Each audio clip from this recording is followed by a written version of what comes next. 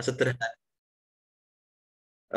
moderasi beragama itu adalah bisa kita artikan sebagai cara pandang kita terhadap agama lain dengan cara tertentu, yang tertentu ini bisa dikatakan sebagai moderat. Pada hakikatnya, agama di Indonesia itu ada 6 agama ya. Ada agama Islam, kemudian agama Kristen, ada agama Katolik, kemudian Buddha, Hindu, dan Konghucu. Ini adalah 6 agama yang secara legitimasi diakui dalam pemerintahan kita. Pak, apakah ada agama yang selain 6 ini? Nah, setelah saya membaca literatur yang ada, sebenarnya ada agama yang selain 6 agama ini di Indonesia, namun legitimasinya itu tidak diakui. Seperti ngapunten ya, satanik, kemudian agnostik, kemudian tidak dan sebagainya. Itu adalah agama-agama yang ada di Indonesia, ya. Cuma itu legitimasinya tidak diakui karena apa? Beberapa agama tersebut itu bertolak belakang dengan Pancasila. Karena Pancasila itu berbunyi namanya ketuhanan yang Maha Esa, berarti harus punya Tuhan. Kalau ada agama yang tidak bertuhan, maka secara legitimasi itu akan ditolak secara perundang-undangan ataupun dalam sebuah pemerintahan. Agama Islam ini adalah agama yang terbesar di Indonesia. Jadi bisa dikatakan kita itu adalah mayoritas. Jadi agama kita, agama Islam, itu adalah agama mayoritas. Hampir 87% dari Sabang sampai Merauke, dari Aceh sampai Papua, agama Islam itu mendominasi. 87%. Teman-teman bisa cari jumlahnya, kira-kira penduduk di Indonesia itu yang sudah mempunyai NIK itu sekitar 270 juta sekian-sekian, diambil 87%-nya. Berarti kira-kira orang Islam di Indonesia itu sudah mencapai sekitar 210 juta. Lebih lah, 210 juta lebih. Nah, sebagai agama yang mayoritas, kita tidak boleh semena-mena menganggap agama lain itu adalah agama yang sebelah mata ya. Mereka keliru. Mereka itu agamanya, pokoknya agamaku yang paling benar. Nah, ini adalah cara berpikir ataupun cara pandang yang kurang benar. Pada hakikatnya beragama itu di Indonesia itu dilindungi oleh undang-undang. Itu di pasal 28 itu dijelaskan bahwasanya setiap warga negara berhak memilih agamanya masing-masing sesuai dengan keyakinannya. Berarti setiap warga negara itu boleh memilih salah satu dari 6 agama itu. Nah, jadi beragama itu adalah hak setiap orang, bukan kamu harus masuk ini enggak. Jadi setiap orang punya hak untuk beragama. Nah, agama yang lain selain agama Islam itu memang bisa dikatakan sebagai agama minoritas karena jumlahnya tidak mengalahkan Islam. Nah, sebagai generasi milenial, ya, seperti saya dan Anda ini, ketika kita melihat sebuah perbedaan agama ini, maka hendaknya kita bisa melihat perbedaan ini adalah rahmat dari Allah. Artinya, non-Muslim, ya, jadi non-Muslim kalau dulu orangnya biasanya itu adalah disebut kafir, kalau sekarang itu disebut non-Muslim. Karena apa? Kalau apa itu non-Muslim itu orang yang beragama non-Islam. Kalau kafir itu lebih kepada orang yang punya semacam niat untuk memerangi Islam. Jadi teman-teman nanti stigma kafir itu bisa dialihkan menjadi non-Muslim biar apa itu lebih halus lah, lebih sopan karena dengan kata-kata kafir itu seseorang itu punya interpretasi masing-masing. Jadi kalau kita sebut non-Muslim itu lebih manusiawi daripada kafir. Walaupun dalam Al-Quran dijelaskan kafir itu ada dua. Yang pertama kafir harbi dan kafir dhimmi. Ya. Kalau kafir harbi itu adalah kafir yang memerangi Islam. Nah, kafir yang memerangi Islam. Jadi mereka yang non-Muslim tapi punya niat memerangi Islam dengan caranya masing-masing. Misalkan ya mungkin beberapa ada yang memang mencari orang untuk dimasukkan Islam, diprovokasi. Nah itu contoh orang kafir dhimmi. Kalau kafir harbi, mohon maaf, harbi. Kalau kafir dhimmi adalah orang yang non-Islam, tapi dia tidak punya niat jahat sama sekali terhadap Islam. Bahkan kadang-kadang membantu memakmurkan masjid, kemudian membangun Islam. Oke, boleh saya contohkan ya teman-teman. Jadi saya contohkan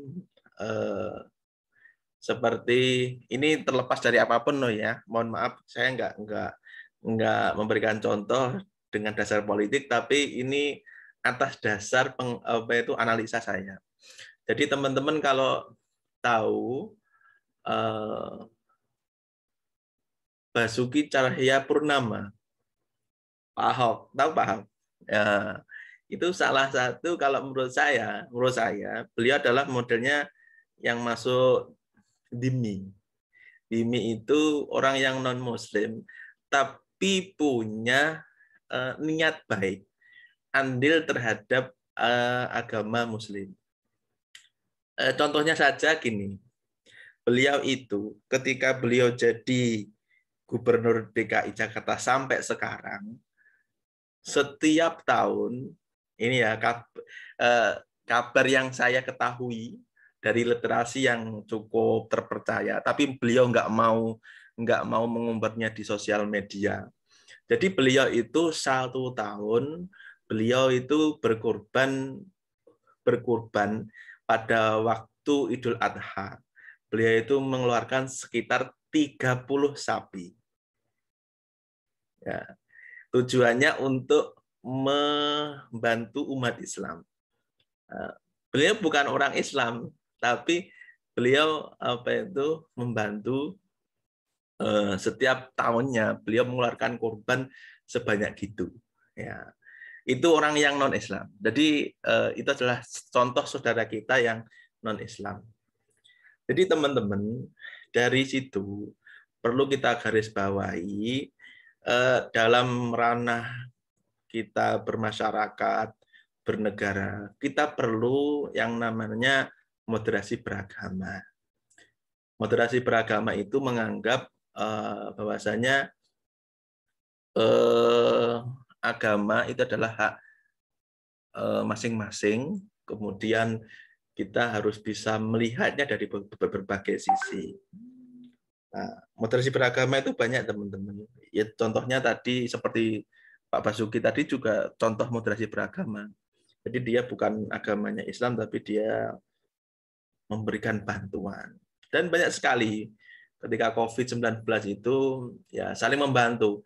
Orang Islam membantu orang Kristen ataupun non-Muslim, dan orang Muslim juga membantu orang Kristen juga membantu orang Muslim juga membantu orang Kristen. Yang intinya gini, membantu itu bukan kita iman ya. Membantu itu adalah sudah dikatakan hablum minan nas, ya. Hablum minan nas itu saling tolong menolong antar sesama. Sesama di sini bukan kok hablum minan nas minal muslim, bukan, tapi hablum minan nas ya seluruh manusia. Ya, seperti itu teman-teman. Jadi teman-teman kalau seandainya punya orang ataupun teman yang non muslim, hakikatnya kita bergaulnya secara sehat ya, dalam artian tidak membeda-bedakan. Kita menghormati apa itu keyakinan mereka, dan mereka juga harus menghormati keyakinan kita. Jadi sama-sama. Itu ya untuk pembukaan. Selanjutnya untuk modul, teman-teman sudah punya modul ya kemarin? Sudah, Pak. Nah, sudah dibaca belum? Mesti belum. Ya, saya bukakan modul milik saya ini. Santai aja. Nanti di akhir sesi ada pertanyaan, monggo. Saya bukakan modulnya MB.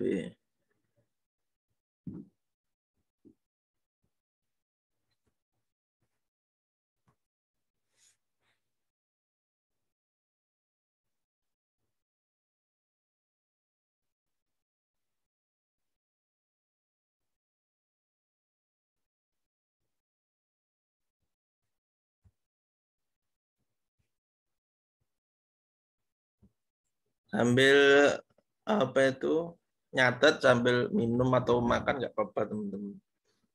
Silahkan santai aja. Oke, ya, bisa lihat share screen saya ya. Bisa belum? Bisa, Pak. Bisa, Ustaz. Saya, Bismillahirrahmanirrahim. Ini untuk materi penguatan 1 tentang moderasi beragama, konsep, prinsip, kemudian indikatornya, serta posisi di antara radikalisme dan liberalisme. Nah, ini nanti akan kita bahas. Apa perbedaan antara radikalisme dan liberalisme? Ini sangat berbeda.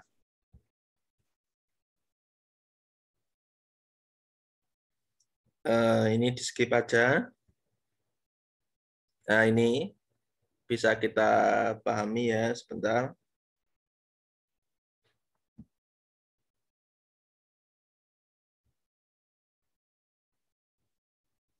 Jadi moderasi beragama itu bisa kita pahami sikap tengah dalam memahami ajaran agama. Dalam Islam, konsep moderasi sering dipadankan dengan istilah wasatiyah. Jadi moderasi itu adalah wasatiyah. Konsep Islam wasatiyah secara umum juga dijadikan dasar dalam memahami prinsip-prinsip moderasi dan dalam beragama, terutama dalam perspektif keislaman. Itu ya. Jadi itu yang itu intinya, moderasi itu adalah memahami ajaran agama dengan sikap tengah. Oke. Tidak menganggap agamanya itu lebih dari agama-agama yang lain. Jadi tengah-tengah. Kemudian konsep moderasi beragama itu secara konseptual dari kata moderasi. Moderasi ini diadopsi dari bahasa Inggris moderation menurut kamus Oxford tahun 2000 halaman 820 yang artinya sikap sedang atau tidak berlebih-lebihan. Itu. Ini biasa-biasa aja moderasi itu. Kemudian moderasi dikenal dalam bahasa Arab, istilah Islamnya adalah wasatiyah ataupun tengah-tengah. Ya. Al-wusto. Nanti kata al-wusto. Al-wusto itu tengah-tengah. Kemudian saya rasa ini nanti silakan dibaca teman-teman sendiri. Nah, di dalam moderasi itu ada namanya ini. Bentar. Ada namanya sikap tawazun ataupun seimbang. Jadi dalam menyikapi dua keadaan perilaku yang dimungkinkan untuk dianalisis dan dibandingkan, orang yang punya moderasi beragama itu pasti nanti dia bertindak di tengah-tengah, tidak ke kanan dan tidak ke kiri. Nah, kemudian lanjut.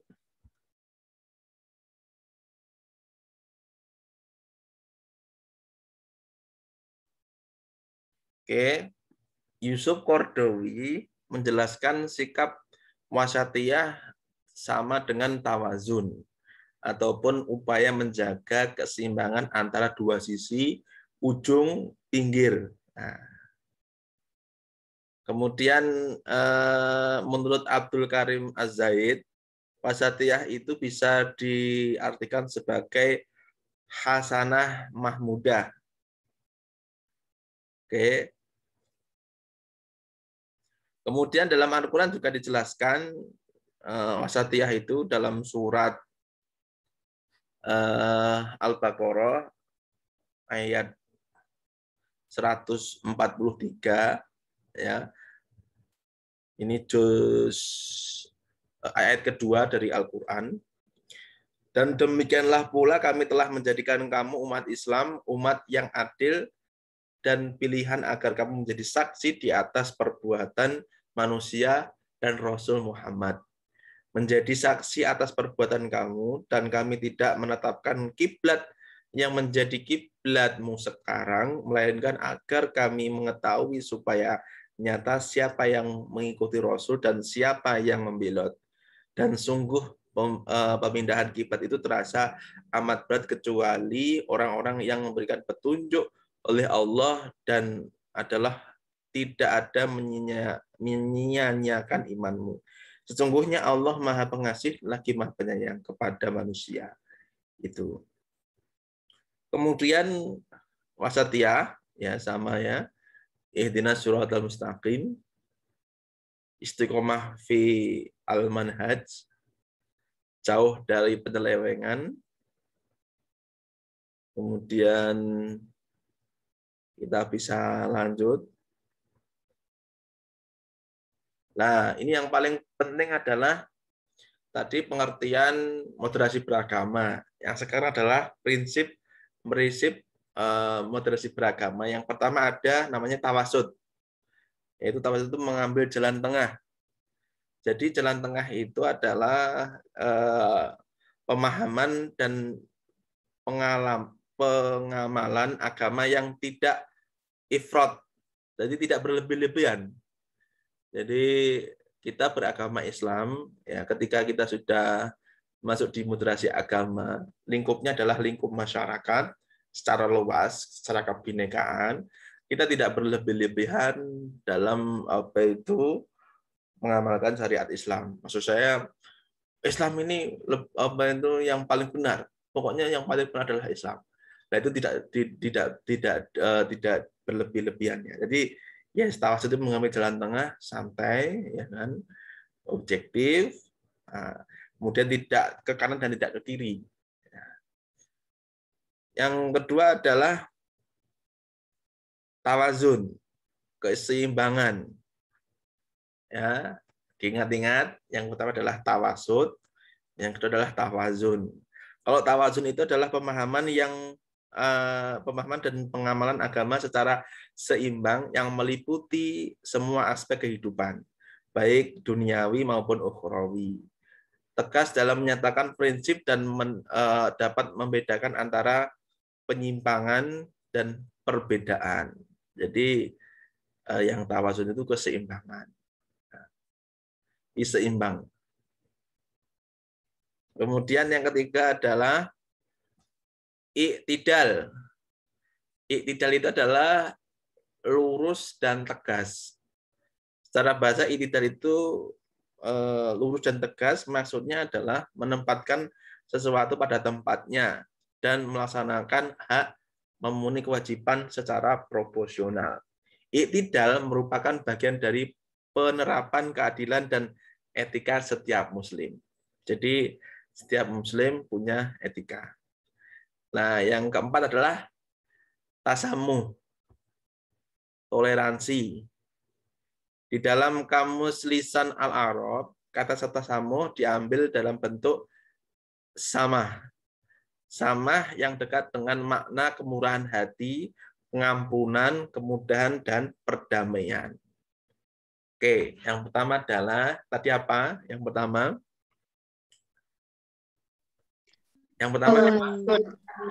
Tawasud. yang pertama adalah tawasud. Yang kedua Tawazun. tawazun. Yang ketiga Tidak. tidak. Kemudian Tasamu. yang keempat adalah tasamu.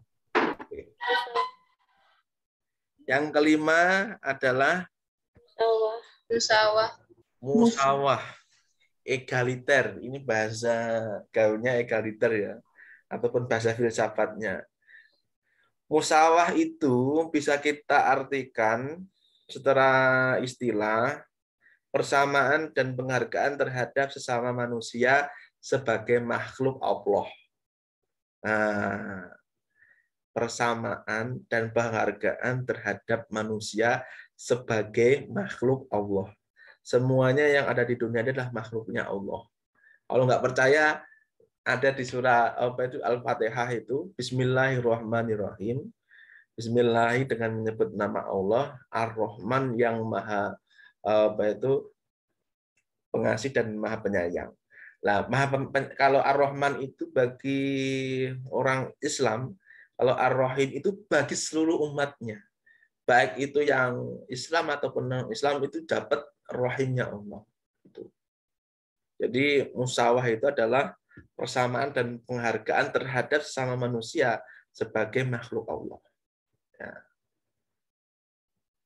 Kemudian selanjutnya keenam adalah syura ataupun musyawarah. Musyawarah itu adalah kata syura dijelaskan, menyatakan atau mengajukan dalam pengambilan sesuatu.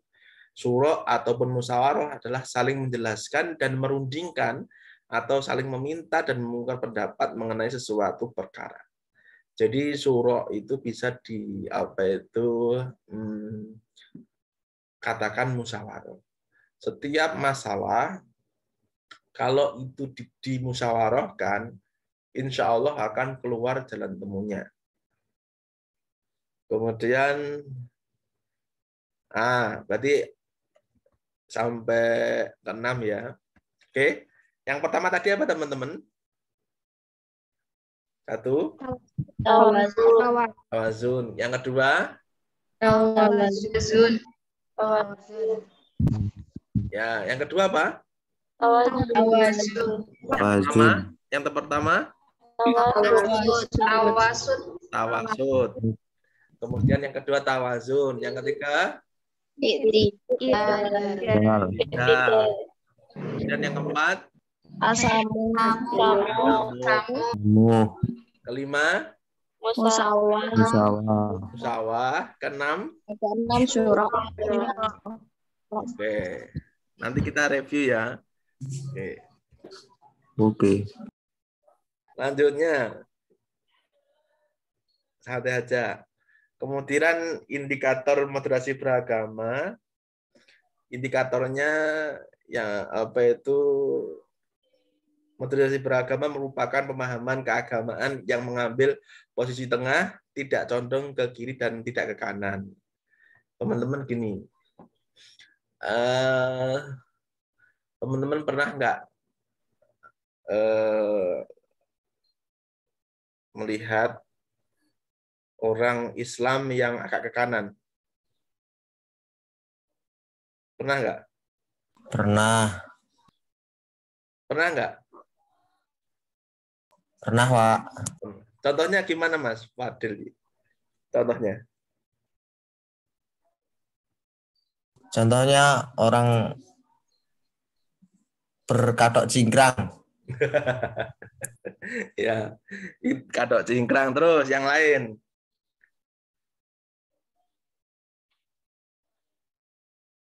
Yang lain Mas, nggak apa.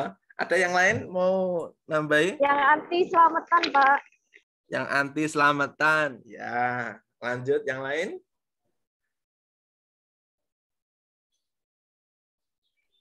Tidak boleh selamatan pas ada orang meninggal, Pak. Katanya syirik.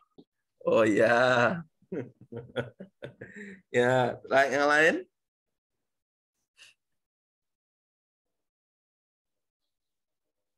Yang lain ke kanan.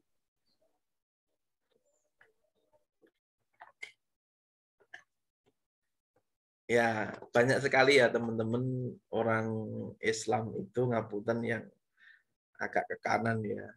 Ya seperti tahlil itu nggak boleh, selamatan nggak boleh. Ya itu ciri-cirinya katoknya cingkrang. Kadang-kadang batuknya itu hitam.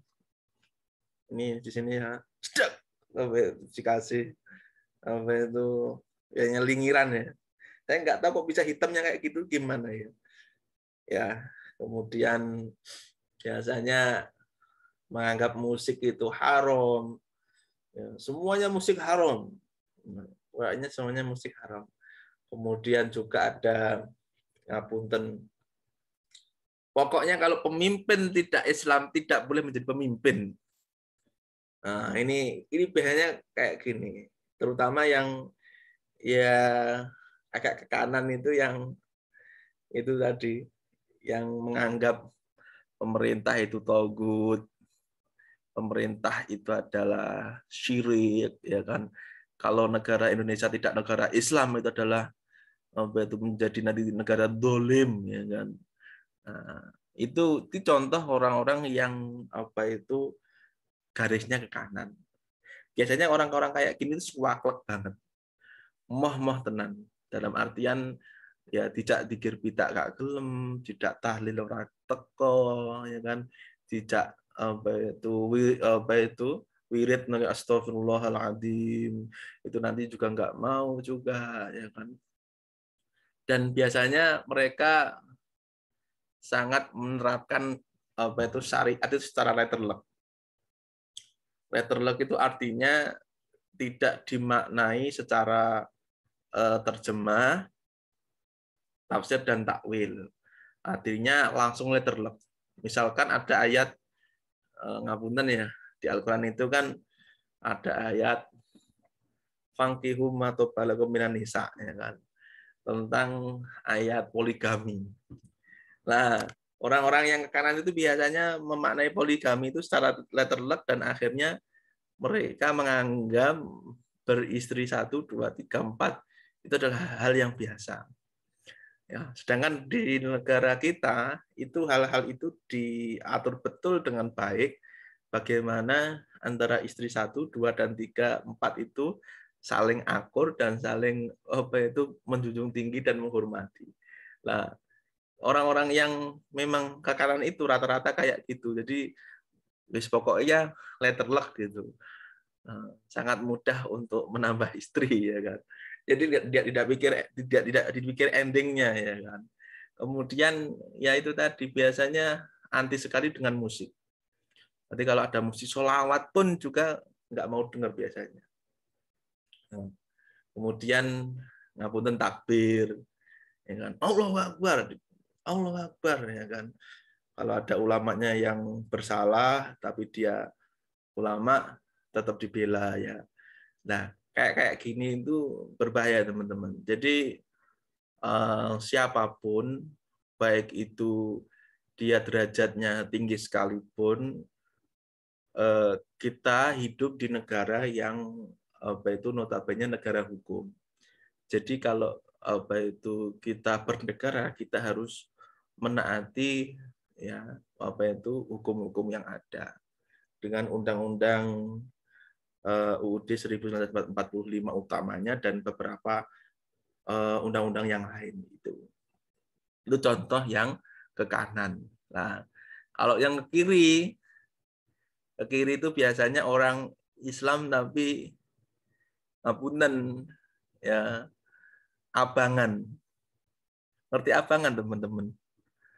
Abangan ini abangan ini bisa dipahami ya wong Islam, ya sholat, ya mendem, ya main, ya apa itu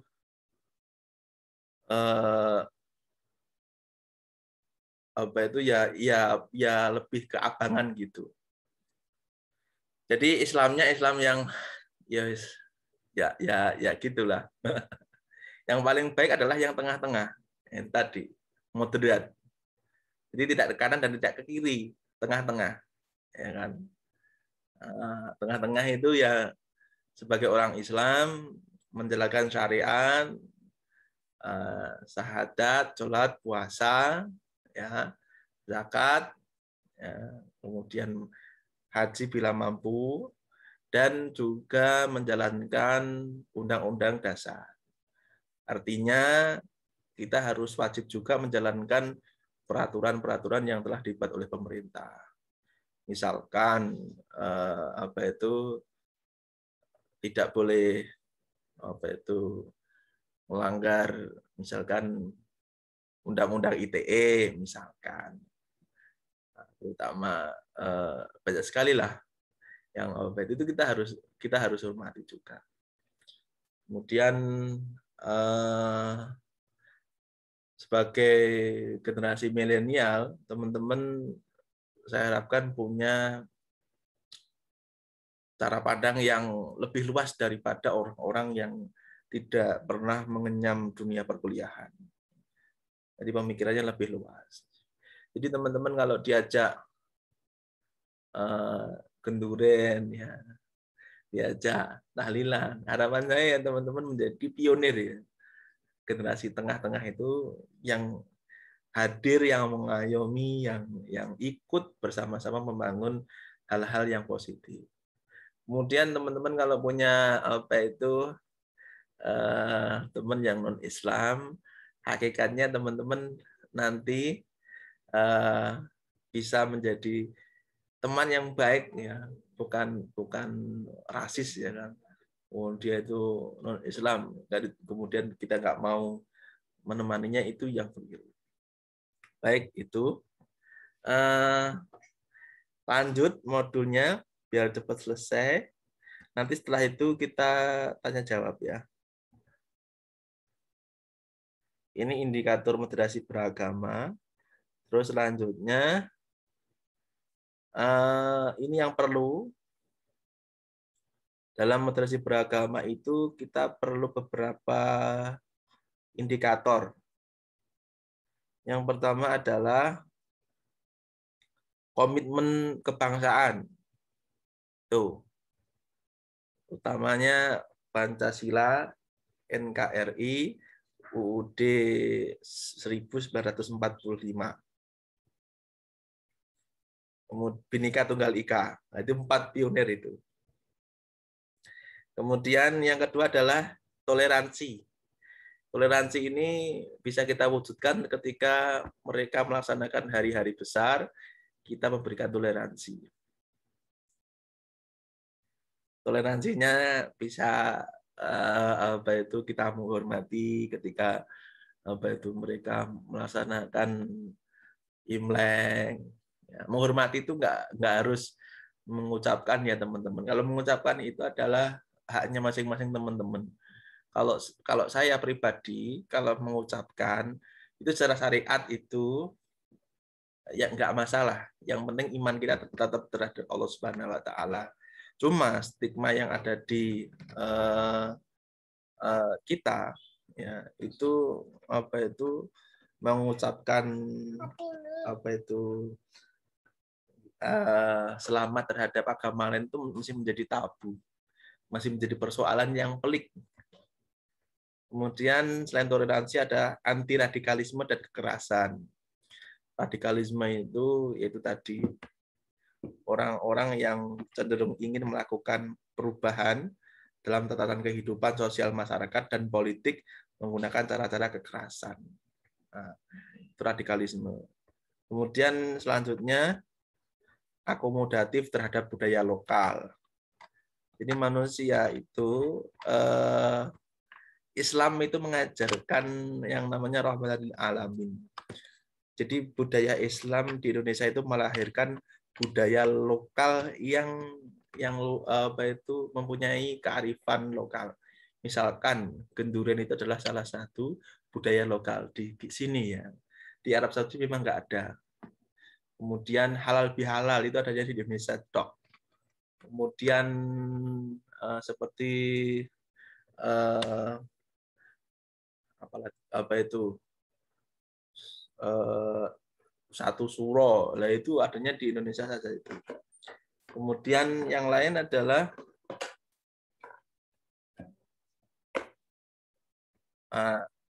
membedakan antara radikalisme dan liberalisme. Saya tak jelaskan. Membahas tentang moderasi beragama berarti mendudukkan ajaran agama yang seimbang dan adil. Pemahaman ini memiliki konsekuensi penting bahwa sikap moderasi beragama bukan berada pada posisi yang serba berlebihan. Sikap moderasi beragama memilih untuk konsisten dan memegang prinsip-prinsip keagamaan yang terjebak dalam kontak liberalisme maupun kontak kontak ekstremisme. Pemahaman ini bisa kita pahami kalau gini.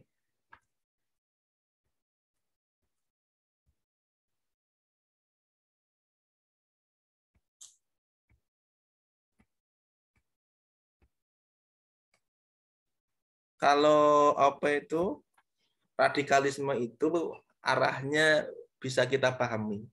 Dia radikal itu dia punya gerakan untuk berupaya menjatuhkan ya, radikal. Jadi radikal itu dia punya upaya untuk menjatuhkan ataupun merubah. Misalkan Indonesia adalah negara yang berdasarkan Pancasila dan Undang-Undang Dasar 45. Nah, kalau orang-orang radikalisme itu biasanya pengen mengubahnya dengan Indonesia dengan negara syariat. Itu contoh radikalisme. Ada upaya ataupun perlawanan. Kalau liberalisme, dia lebih ke saenake dhewe lah. Jadi yaitu tadi, misalkan ada orang Islam yang punya pemikiran ya sholat, ya judi, ya mendem, ya berzina lah, itu contoh-contoh liberalisme. Yang itu cukup liberal ya di agama itu nggak boleh juga. Kemudian itu untuk modul pertama. Baik teman-teman, saya kira itu untuk yang modul pertama. Ada pertanyaan sebelumnya? Kalau nggak ada, nanti kita lanjut ke modul kedua. Monggo, silakan.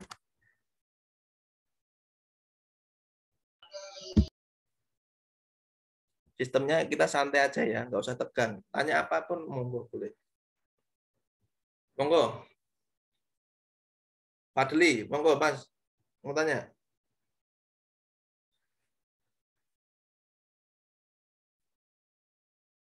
Mau tanya Mas?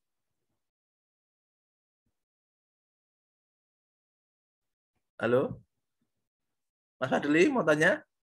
Halo, Pak. Halo, mau tanya? Belum ada pertanyaan ini, Pak. Belum ada. Mbak Dewi?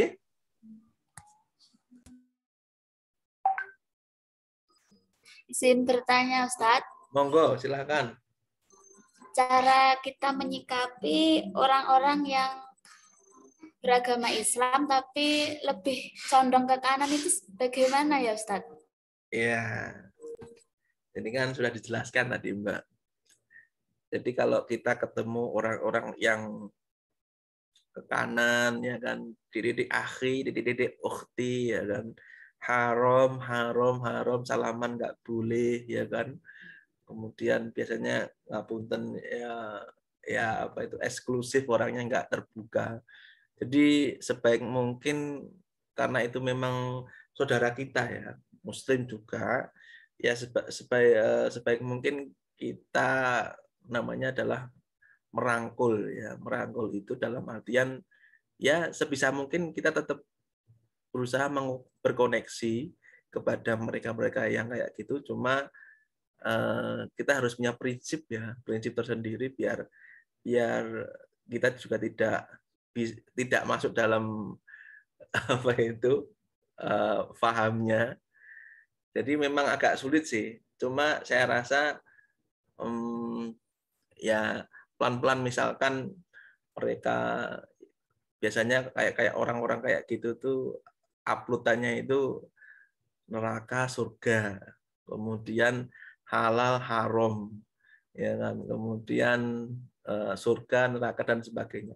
Ya sebisa mungkin kita tetap apa itu merangkulkan sebagai saudara, Mbak. Jangan terlalu membedakan teman-teman. Cuma kalau mereka sudah mulai berdakwah ke kita, jadi dia mulai masuk, kan biasanya orang-orang kayak gitu itu punya yang namanya semacam dia punya kemampuan itu semacam, ya Allah, kemampuannya adalah militansi. Militansi itu sebuah kemampuan yang bisa mengajak seseorang untuk masuk di lingkarannya. Biasanya ngajaknya nggak cuma sekali dua kali, sampai beberapa kali sampai mau masuk. Adakan kajian-kajian dan sebagainya. Mengenalkan musik itu haram, ya kan. Kemudian ziarah kubur itu adalah bid'ah dolalah, ya kan. Kemudian apa itu tradisi gendruan itu adalah haram. Kayak gitu ya, kita misalkan kalau mereka bicara kayak gitu ya, kita sebagai yang moderat ya santai aja, disikapi santai. Tapi kan kita tahu dasarnya apa. Jadi ya yang kita nggak boleh memusuhinya ya, tetap dianggap teman, cuma kita harus punya prinsip. Punya Mbak ya teman kayak gitu? Mbak Devi punya? Mbak Devi punya? Boten. Kalau di IAIN itu insya Allah mulai tahun 2017 itu sudah agak sudah agak terkondisikan. Dulu banyak ya mahasiswa yang ngapunten terjebak dalam lingkaran kayak gitu. Jadi diajak kajian setiap minggunya di masjid kampus itu loh, Mbak. Kemudian kalau setelah itu apa itu diajak ini itu, dan beberapa itu ya ada ngapunten ya bercadar ya. Bercadar itu ada dua konteks ya teman-teman.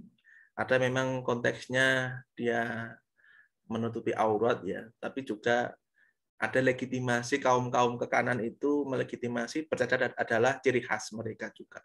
Jadi bercadar itu kita agak sulit membedakannya. Apakah ini ke kanan atau memang dia bercadar secara utuh sejak awal, itu agak sulit. Ada organisasi yang sampai saat ini itu kalau rapat disatir. Jadi nggak lihat laki-laki sama perempuan itu nggak boleh lihat ya, karena itu termasuk menurut mereka apa itu aurat ya, yang bisa menimbulkan syahwat ya. Secara syariat sebenarnya itu bisa dibetulkan, cuma secara pendekatan sosial itu bertolak belakang. Kalau kita berbicara sama orang tapi kita tidak menghadap wajahnya, kira-kira sopan enggak? Ya kan? Nah ini makanya Islam ini harus moderat itu tadi. Itu yang penting itu. Oke. Monggo yang mau tanya lain. Mbak Novi kayak mau tanya kayaknya. Silakan, mau tanya Mbak. Berarti boleh Pak kalau saling, kan pas sosialisasi itu kan saling memandang, itu berarti boleh kan, katanya kalau saling memandang bukan mahramnya itu kan tidak boleh gitu loh Pak. Ya innamal a'malu binniyah Mbak. Sesungguhnya semuanya itu berangkat kepada niat kita. Kalau kita melihat lawan jenis dengan penuh nafsu, itu ya nggak boleh. Tapi kalau kita melihatnya dalam artian melihat karena memang untuk ada keperluan hasanahnya. Misalkan organisasi itu kan litolabul ilmi. Ya, litolabul ilmi berarti boleh saja, enggak masalah. Yang penting jangan sampai kita melihat seseorang itu dengan penuh nafsu. Ya. Tapi banyak laki-laki kayak gini. Kalau perempuan itu jarang, biasanya jarang. Yang sering itu laki-laki. Ya Mas Padli sering ya ini kayaknya. Ya, karena ya memang beda. Karismatiknya laki-laki dan perempuan itu beda. Perempuan itu sering jadi objek ya apa itu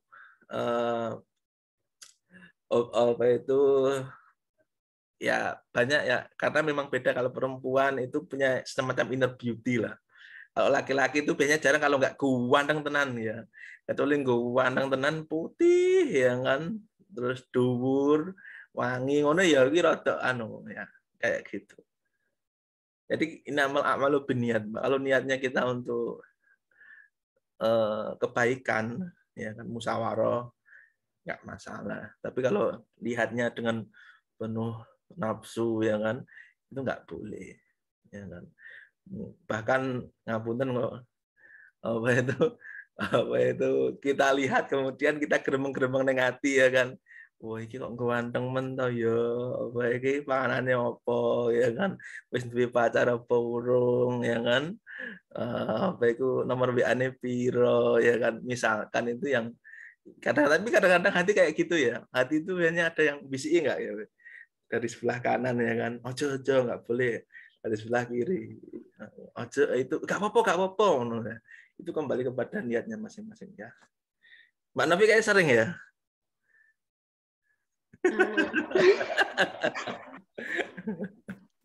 Ya kayak gitu kan. Muda loh, Pak. Anak muda ya apa? Ya saya dulu kayak gitu juga, pernah mahasiswa juga kok.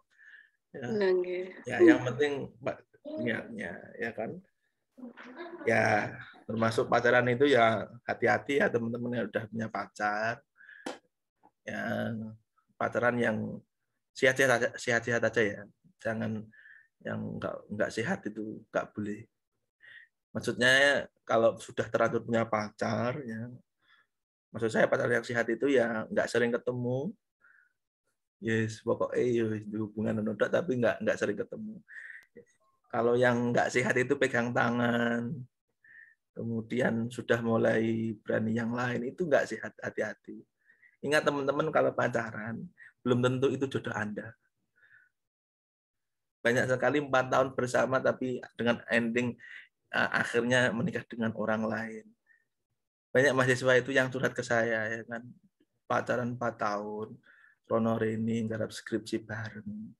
Tapi waktu dia lulus, kemudian yang laki-laki itu diajak nikah, itu yang laki-laki belum siap. Sedangkan keluarganya si cewek itu minta apa itu segera, karena udah lulus kan, minta segera apa itu nikah lah. Akhirnya mereka nggak jadi selama 4 tahun itu nggak jadi suami istri, dan dia nikahnya sama orang lain yang lebih siap. Kayak gitu. Itu realita nyata itu. Bahkan ada yang ngapunten itu nikah sama satu kelasnya. Jadi pacaran A sama B pacaran, kemudian nikahnya sama si C satu kelasnya. Nah, itu juga pernah terjadi. Jadi kenangan sampai sekarang. Jadi kalau Anda sudah semester 3 itu biasanya bau-baunya ya agak bucin-bucin gitu biasanya kalau semester 3 itu. Apalagi nanti kalau sudah offline itu agak tantangannya lebih banyak ya kan. Gitu. Mbak Novi udah punya pacar? Ya. Temen, Mbak, temen. Oh, temen. Iya, Pak. Temen tapi mesra. Mesra. Ya. Enggak, Pak. Oh. Sampun, Mbak Novi niku, Pak. Oh, gitu. Malam. Kelas. Gitu. Iya. Biasanya WA-nya yang laki-laki malam, Nov. Itu. Lagi apa, Nov? Mboten, Mbak, mboten loh. Udah maem belum, Nov? Udah mandi belum, Nov? Gitu. Novi. Ya, Novi. Terus biasanya kata-kata malam itu. Ya. Hati-hati loh ya. Oke, Pak. Pak Deli sudah punya ya? Belum, Mbak. Alhamdulillah. Nah, nih. Insya Allah, tenan, Mbak, dibenarkan. Mantan punya kan? Ada. Ya, yang belum punya santai aja ya. Single itu malah bisa fokus kuliah. Kalau punya pacar itu kalau biasanya nanti punya masalah itu berdampak pada perkuliahannya biasa. Apalagi KIP. KIP nggak boleh loh ya. Berapa minimal IPK-nya KIP itu? 35 ya? 3. 3. Enak ya, kok enak banget ya. Cuma 3.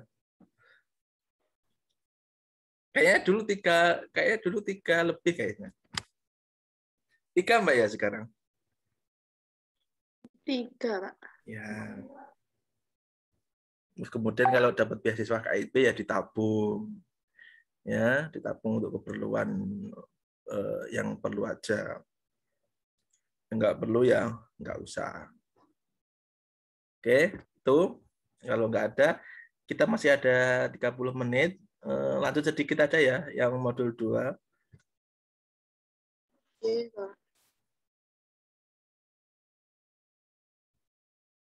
Ini mau bertanya boleh apa enggak, Pak? Ini, Oh, Pak. boleh, silakan. Ayo, monggo. Ya, terima kasih, Pak. Mau izin bertanya. Silakan. Kita tahu Islam sebagai agama yang universal bisa menjawab tantangan zaman. Dari zaman ke zaman Islam terbukti bisa menjawab tantangan zaman di dunia ini. Nah, dengan kita Islam sekarang berada di zaman paradok. Bagaimana zaman yang serba bingung membedakan akan kebenaran itu sendiri di era sekarang ini. Nah, dengan dalih moderasi beragama ini, apakah relevan, Pak? Jalan tengah atau yang asumsi saya pribadi itu agak sedikit mengurangi ketegasan dalam bertindak. Nah, apa ini bisa relevansi menghadapi tantangan zaman di zaman yang sebuah paradok ini ya sekarang ini untuk apa itu dalih moderasi beragama ini, Pak. Terima kasih. Sekian. Ya, terima kasih Mas Fadli. Ya, memang di zaman yang kayak gini itu, kalau menurut saya pribadi, ini adalah langkah yang paling tepat di antara langkah-langkah yang lain. Karena bukan bermaksud untuk mengurangi ketegasan, tapi moderasi itu tujuannya adalah berusaha menyatukan dengan merangkul bersama. Artinya tidak membedakan mereka dari golongan manapun, mereka siapapun, yang penting mereka punya tujuan ataupun niat yang baik terhadap negara itu. Itu yang paling penting, Mas. Terkait paradok ataupun yang lain, memang ini sebuah kontroversi ya, adapun sebuah dilematis yang dimanapun dan kapanpun berada, itu pasti ada, utamanya di Indonesia. Ya, utamanya ya paradok itu juga nggak jauh dari yang namanya konspirasi dan sebagainya. Tapi kalau menurut saya sebagai pendidik, sebagai profesional di bidang studi agama, ya itu agama Islam, ini menurut saya langkah yang paling ideal di antara langkah-langkah yang lain. Dengan moderasi kita bisa melihat sesuatu dari tengah, tidak ke kanan dan tidak ke kiri, dan kita juga bisa yang namanya bekerja sama ataupun membangun bangsa ini menjadi bangsa yang lebih baik tanpa membedakan agama, suku, ras dan sebagainya. Jadi kalau dia punya niat baik terhadap bangsa ini, maka kita harus rangkul. Walaupun seandainya agamanya bukan agama Islam loh ya, maka kita rangkul bareng-bareng. Yang penting agamaku adalah agamaku, agamamu adalah agamamu. Bukan agama kita bersama. Bukan ya. Jadi agamaku adalah agamaku, agamamu adalah agamamu. Nah, jadi prinsipnya kayak gitu. Nah, ya seperti mengucapkan Natal itu kan ya penuh dengan namanya kontroversi ya kan. Gus Miftah itu diserang bolak-balik, Gus siapa lagi itu, Gus Muafik itu diserang bolak-balik. Itu yang nyerang itu bukan orang-orang yang Mas, bukan orang non Islam loh ya. Lihatlah netizennya, buzzernya itu rata-rata ya dari kita, dari orang-orang Islam yang garis kanan dan kiri. Ya kan, kafir ini datang di gereja. Selagi manusia itu punya tujuan baik terhadap negara, maka selayaknya kita bermoderasi beragama. Ya, intinya tidak ada yang lebih menang dan dalam hal apapun, karena tujuan bernegara adalah untuk menciptakan kesejahteraan, kedamaian di muka bumi ini. Itu yang paling penting itu. Kalau kita menang-menang, kita sudah menang, kita agamanya yang paling mayoritas, tapi kita tidak boleh semena-mena. Itu Mas ya. Jadi bukan mengurangi, kalau menurut saya bukan mengurangi ketegasan, tapi malah kita merangkul bersama-sama untuk tujuan negara yang lebih baik. Seperti itu. Teman-teman, saya yakin nanti teman-teman akan jadi tokoh di masyarakat. Jadi pengusaha ada, jadi mungkin jadi guru juga ada. Jadi mungkin bupati juga ada ya, saya doakan ya, amin amin. Amin. Ya, jadi dosen juga. Amin ya rabbal alamin.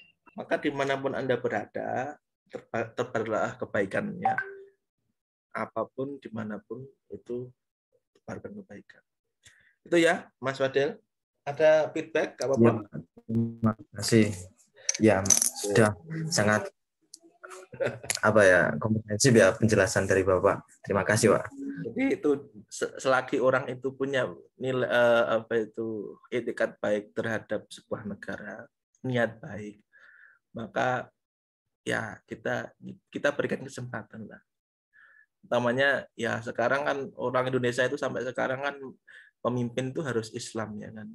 Contohnya pilihan gubernur, pilihan bupati, lihatan pasti Islam kan bupatinya. Ya enggak? Ini contoh ya, tapi saya nggak nyuruh loh ya, nggak nyuruh memilih yang bukan non Islam, nggak nyuruh. Cuma kita lihat kapasitas dan kapabilitasnya yang kita pilih aja. Kalau seandainya bagus, ya nggak masalah. Makanya salah satu kehancuran Indonesia itu ketika ada orang yang berkompetensi memimpin bangsa ini, tapi dia bukan agama dari kita, kemudian nggak diberi tempat, itu salah satu kesalahan besar. Karena apa? Orang Islam pun juga belum jaminan nggak korupsi, ya kan? Orang Islam itu di KPK itu, ya kan? Lihat kan di KPK siapa saja yang sudah masuk KPK, rata-rata ya dari kita. Padahal mencuri uang negara itu kan sudah tahu hukumnya ya. Sudah belum kira-kira? Ya sudah. Nah, kayak gitu loh ya. Jadi pandangan kita ya semua kembali kepada kita masing-masing. Lanjut sedikit saja, nanti buka 10 kita selesaikan. Ini materi penguatan 2. Tentang iman, Islam, dan ihsan. Kemudian nanti bisa dibaca sendiri ya, biar lebih mengena. Saya hanya menjelaskan tentang garis besarnya. Dimensi Islam pada bagian ini dimaksud sisi keislaman seseorang yang meliputi 3 prinsip utama, iman, Islam, dan ihsan. Kemudian istilah ini disebut dengan trilogi ajaran ilahiyah.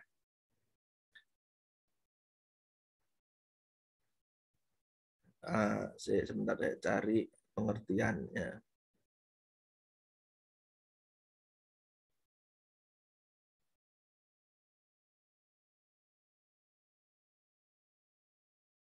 Oke. pengertian Islam yaitu adalah tunduk dan patuh perintah orang yang memberi perintah dan kepada larangan tanpa membantah. Itu kata Islam. Agama ini diberikan nama Islam karena berarti taat kepada Allah dan tunduk kepada perintahnya tanpa membantah. Islam adalah agama yang ajaran-ajarannya diwahyukan kepada Tuhan, kepada masyarakat manusia melalui Nabi Muhammad SAW. Itu Islam. Jadi tunduk dan patuh kepada perintah yang memberi perintah dan kepada larangannya tanpa membantah. Kemudian ihsan, bentar. Oh, iman, iman. Tadi Islam ya. Sekarang iman adalah bermakna pembenaran hati. Secara terminologi, iman itu bisa diartikan membenarkan dengan hati, mengikrarkan dengan lisan, dan mengamalkan dengan anggota badan. Maksudnya dari membenarkan hati adalah menerima segala ajaran yang dibawa oleh Rasul. Yang dimaksud dengan mengikrarkan lisan adalah dengan mengucapkan kalimat syahadat asyhadu alla ilaha illallah wa asyhadu anna Muhammadur Rasulullah. Tuh. Kemudian kalimat ini seringkali juga kalimat thayyibah. Tuh. Asyhadu alla ilaha illallah wa asyhadu anna Muhammadur Rasulullah. Oke, itu iman. Kemudian Islam tadi. Kemudian ihsan sekarang.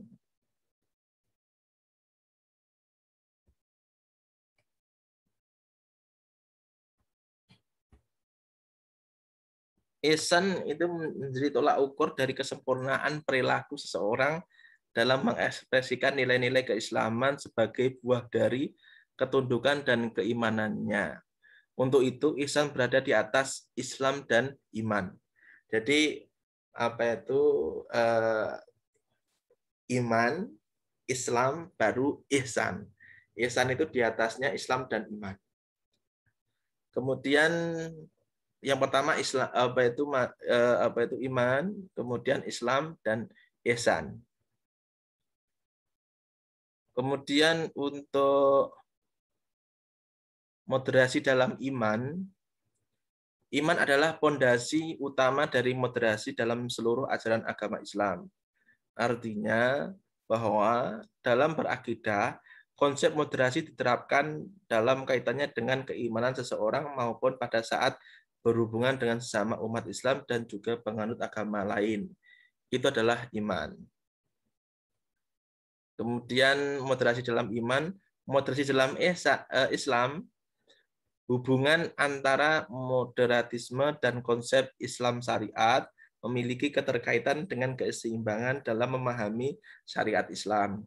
Keseimbangan yang dimaksud di sini adalah keseimbangan dalam menundukkan pemahaman antara teks dengan realitas. Jadi lebih lanjut nanti teman-teman bisa baca apa itu keterangan di bawah. Kemudian moderasi dalam ihsan sebagaimana diuraikan atas merupakan bentuk lain dari akhlak, sebagaimana iman dan Islam, sumber utama dari ihsan adalah Al-Quran dan hadis.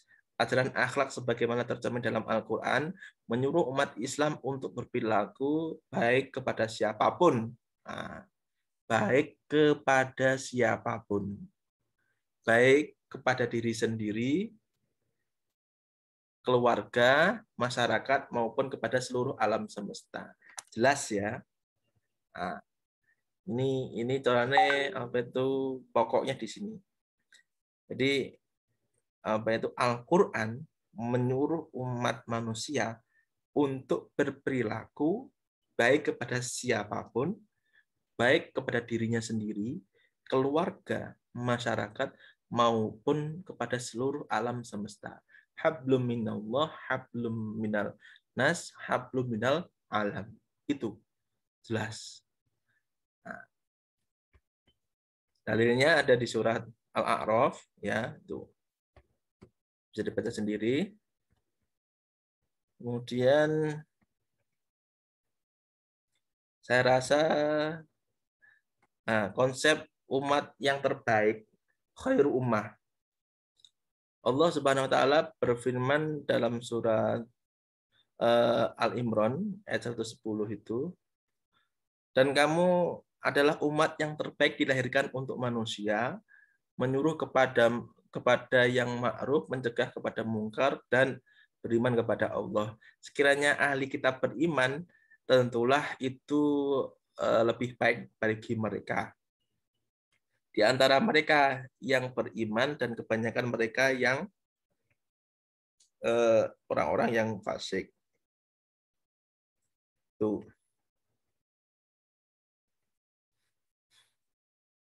Khairu ummah itu yang pertama sidik, kemudian al-adalah, sidik itu kejujuran, al-adalah itu adalah keadilan, kemudian al-amanah wa al-wafa bi al-adi, terpercaya dan menepati janji, istiqomah, saling menolong, tawazun tadi. Nah, kemudian yang paling penting menakar toleransi atas wilayah perbedaan dalam Islam. Perbedaan merupakan sebuah keniscayaan. Ya, pasti tidak bisa kita keluar dari perbedaan. Pasti ada perbedaan. Perbedaan merupakan sebuah keniscayaan yang tidak dapat dihindarkan. Dalam bahasa agama sering disebut dengan sunnatullah. Bahkan sejak azali, manusia azali itu sebelum manusia diciptakan, ya, manusia secara fitrah juga diciptakan dalam keragaman dari mulai suku, budaya, bahasa, dan lain sebagainya. Tuh.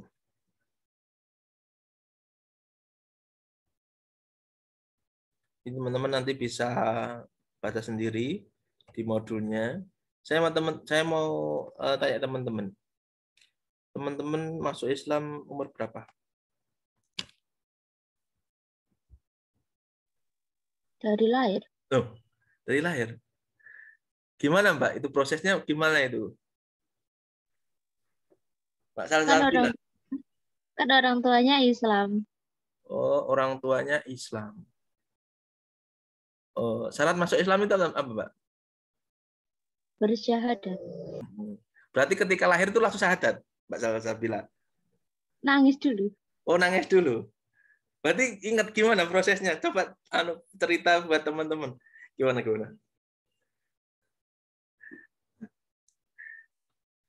Lahir ya, ya kan? Ya kan? Nangis kan? Lah terus itu asyhadu alla ilaha illallah gitu atau gimana, Mbak? Enggak. Dokternya kaget no, kira. Gimana? Ada yang gimana? Monggo ditanggapi. Apa?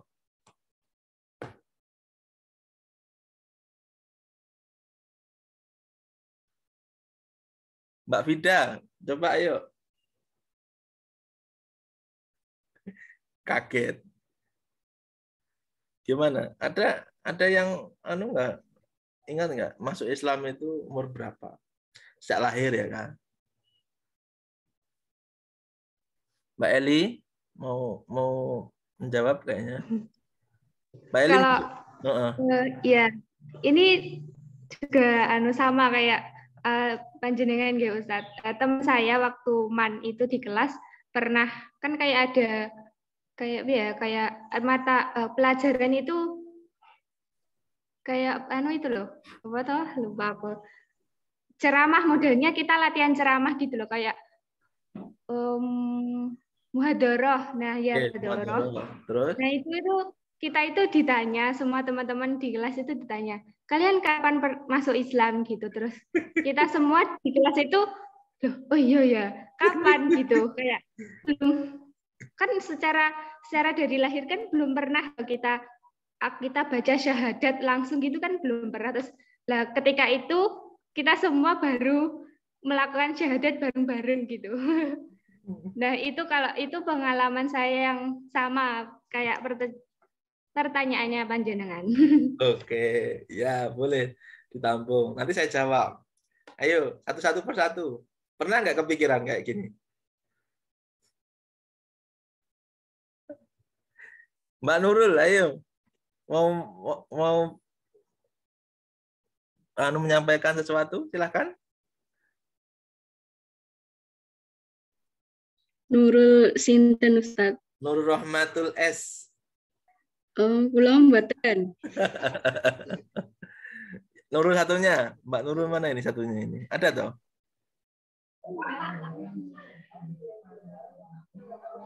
Oke. Mas Fadeli mau nambahin? Gimana Mas? Sama juga seperti Mbak Salsabila, lahir langsung sadar. Sejak TK, Pak. Oh, sejak TK.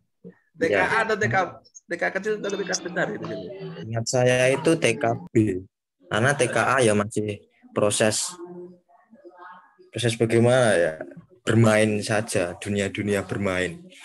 Jadi TKB itu pertama kalinya kita dibimbing untuk latihan sholat, adanya syahadat tahiyat akhir. Nah, secara tidak langsung saya bisa meyakini bahwasanya untuk syarat masuk Islam adalah pengucapan syahadat, walaupun secara lisan tidak bisa kita buktikan secara bil arkan secara sempurna karena di situ karena masih TK dan dunia pikiran kita juga bermain dan ketidaksungguhan dalam berikrar syahadat itu ya mungkin secara lisan bisa diterima bahwasanya masuk Islam. Untuk syaratnya pengucapan syahadat bil qaul itu sejak kita di taman kanak-kanak, mungkin dari kita semua juga diajari begitu kalau pernah mengalami taman kanak-kanak yang ada praktek sholat, pelatihan sholatnya begitu. Kalau secara lahir dari lahir itu kita Islam itu belum. Kalau dari lahir terus muncul kita itu mungkin dalam teologinya saja, keimanannya saja. Karena di alam ruh kita dari logika mistika agama Islam, dari nukil-nukilan keterangan-keterangan di kitab diterangkan juga kita berikrar di dalam arwah roh kita bahwasanya kita mengimani dan kita dilahirkan akan membawa amanah itu untuk amanah keimanan itu di dunia begitu. Sekian Ustadz. Oke. Saya jawab ya. Jadi teman-teman itu gini ya, orang Islam itu ada dua. Yang pertama Islam sejak lahir. Yang kedua dia mu'alaf. Kalau mu'alaf kita sudah tahu ya. Jadi mu'alaf itu dari agama non-Islam masuk ke agama Islam dengan syahadat. Asyhadu alla ilaha illallah wa asyhadu anna Muhammadur Rasulullah. Yang artinya aku bersaksi bahwa tiada Tuhan selain Allah dan Nabi Muhammad adalah utusan Allah. Itu adalah syahadat. Itu yang mu'alaf. Kalau teman-teman Islam itu sejak lahir. Kenapa sejak lahir? Karena yang pertama bapak ibunya Islam. Kemudian teknik pengislamannya ya itu teman-teman sudah Islam mulai teman-teman lahir karena memang bapak ibunya Islam. Yang kedua adalah teman-teman diislamkan dengan bacaan apa itu ya Allah, azan dan iqomah.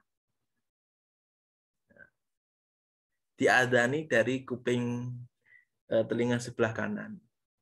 Jadi ketika Mbak Salsabila kayaknya masih keinget ini kayaknya.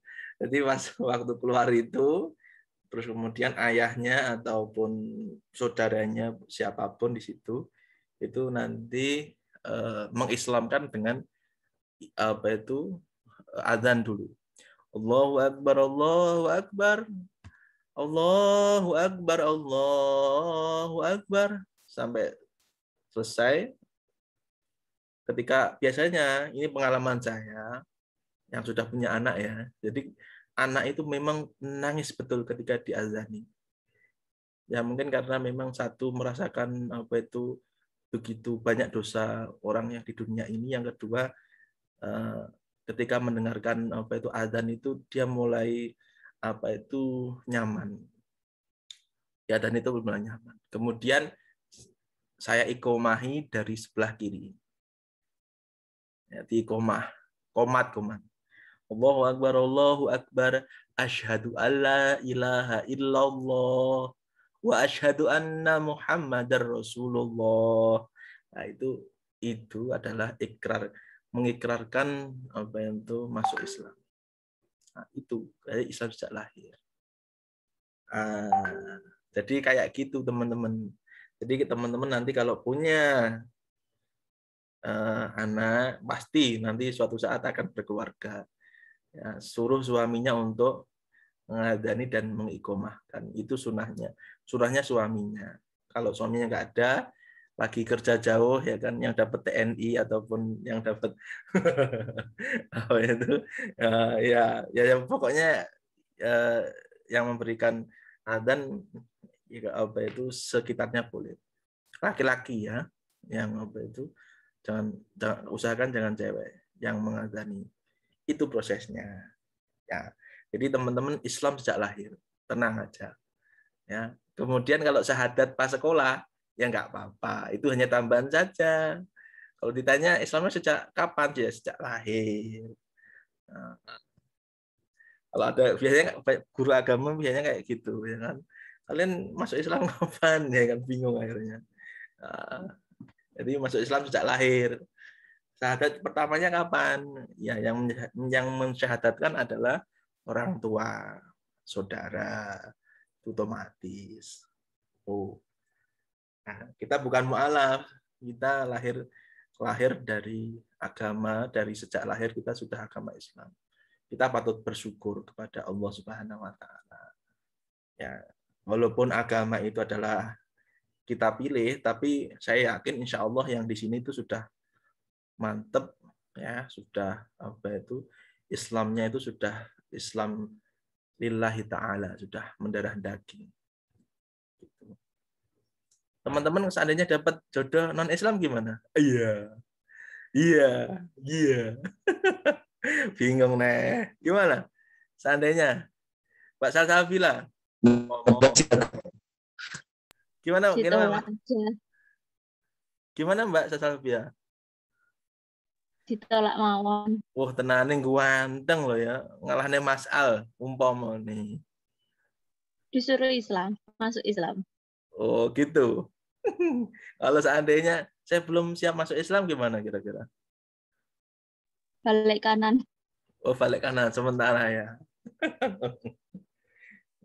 Kalau Mas Adli, Cowantik Amanda Manopo ya kan. Umpamane aku mencintaimu, tapi apa itu aku bukan orang Islam. Gimana umpama gitu? Moderasi beragama, Pak. Iya, lah ya piye? Beda agama katanya boleh.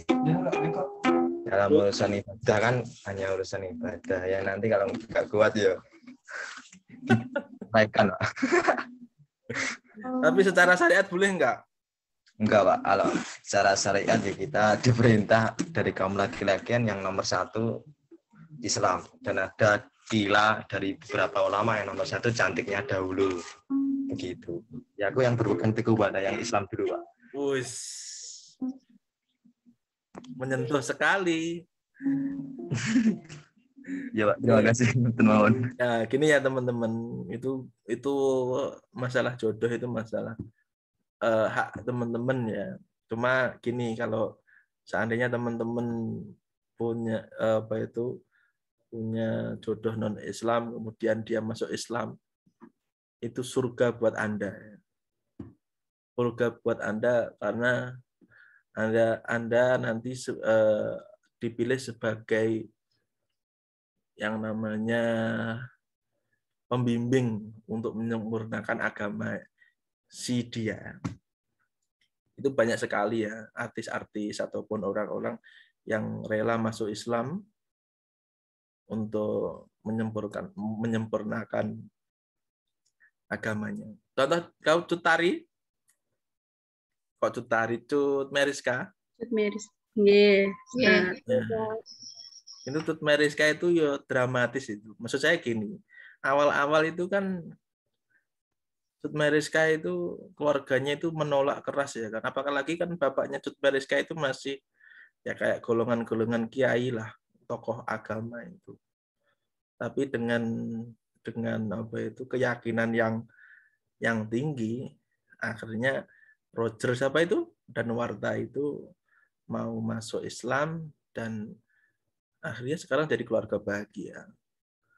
Itu insya Allah pahalanya Cut Meriska itu luar biasa. Mau berjihad, mau berkorban dan membimbing apa itu suaminya menuju Islam. Ya sekarang kayaknya sering ke majelis-majelis kayaknya kalau lihat Instagramnya itu. Ya kayak gitu. Ya. Yang penting nggak ke kanan, yang penting ya nggak ke kanan gitu aja. Baik, teman-teman ada pertanyaan? Sebelum saya tutup, ini pukul 10. Ada yang mau taklim lagi? Cukup Ustadz. Sudah cukup. Oke, kalau sudah cukup, mari kita tutup dengan bacaan hamdalah. Alhamdulillah. Oke, teman-teman kalau ada kekurangan saya mohon maaf. Kita foto dulu ya, biar kelihatan wajahnya. Saya kirim ke grup nanti. Oke, oke, pasang muka bahagia. Yang belum on cam.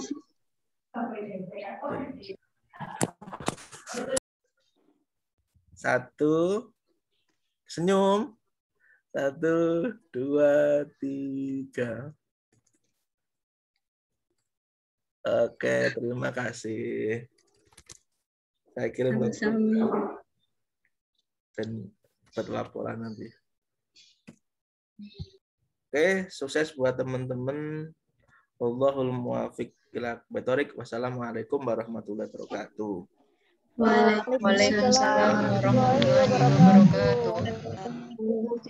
Terima kasih, Kak. Sama-sama. Terima kasih Ustaz. Bisa live ya? Sama-sama. Bisa live, monggo. Iya, Ustaz.